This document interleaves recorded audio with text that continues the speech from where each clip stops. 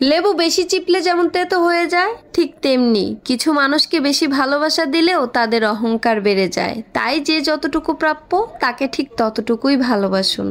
ড্রেনের নোংরা পানিকে যদি আপনি 1000টা ফিল্টার দিয়েও পরিষ্কার করেন তারপরেও খেতে পারবেন না, ঠিক তেমনি কিছু কিছু মানুষকে হাজারো ভালোবাসার পরেও ভালো করা যায় না। একটা নষ্ট ঘড়ি যেমন কখনোই সঠিক সময় দেখাতে পারে না, ঠিক তেমনি একজন ভুল মানুষ কখনোই আপনার জীবনের সঠিক রাস্তাটা খুঁজে দিতে পারবে না। সব পেয়ে গেলে তো স্বভাব এমনিতেই খারাপ হয়ে যায়। এজন্য সৃষ্টিকর্তা সবাইকেই অভাবে রাখেন, কাউকে রূপের অভাবে, কাউকে টাকা পয়সার অভাবে, আবার কাউকে এক মুঠো শান্তির অভাবে।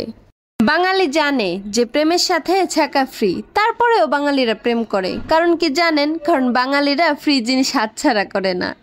ব্লেড খুব ধারালো একটা জিনিস, কিন্তু সেটা দিয়ে একটা গাছ কাটা যায় না।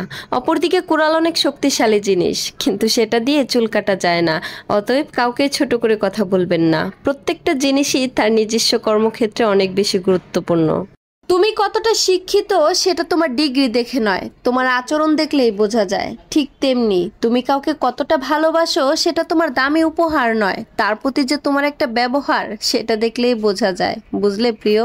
এই পৃথিবীতে কত সুন্দর সুন্দর মুখ, তাই না? কিন্তু কোনটা যে মুখ আর কোনটা যে মুখোশ সেটা চেনা কিন্তু অনেক কঠিন। আসলে সমস্যাটা আমারই, কারণ পান্তা ভাতের মতন মানুষগুলারে আমি খিচুড়ির মতন দাম দিয়ে ফেলাইছি। এজন্য তারাও এখন বিরিয়ানির মতন ভাব দেখাইতেছে। আসলে যে যেটার যোগ্য তার ওইটাই দেওয়া উচিত। বিয়ার আগে আমার মা চাচিরে কইতে শুনতাম, মা গো তেঁতুল গাছে যত পাতা শ্বশুর বাড়িতে তত কথা। এই কথাটা না এখন হারে হারে বুঝতেছি, কারণ এখন আমি যে অন্য বাড়ির বউ।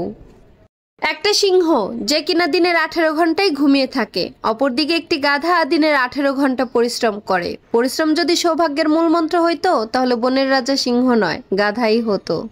স্বামী যান, মানুষ চিনতে না বেশি কিছু লাগে না। 1 মাস বাড়িতে টাকা না দিয়ে দেখেন, আপনার এই 4 আনার জীবনে 1 আনারও কেউ মূল্য দিবে না।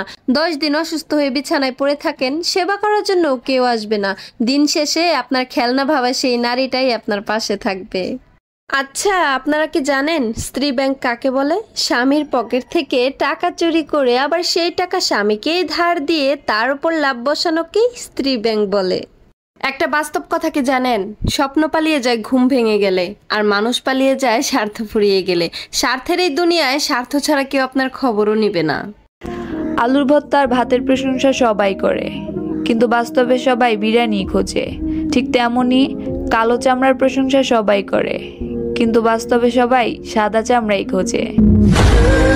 স্বামী নামের মানুষটা যতদিন পর্যন্ত তোমার মাথার ওপর ছায়া হয়ে আছে ততদিন পর্যন্ত গোটা পৃথিবীটাই তোমাকে সম্মান করবে। একবার স্বামীকে ডিভোর্স দিয়ে বাপের বাড়িতে গিয়ে দেখো, কারো চোখে তুমি আপদ, কারো চোখে বোঝা, আর সমাজের চোখে তুমি একজন অসৎ নারী।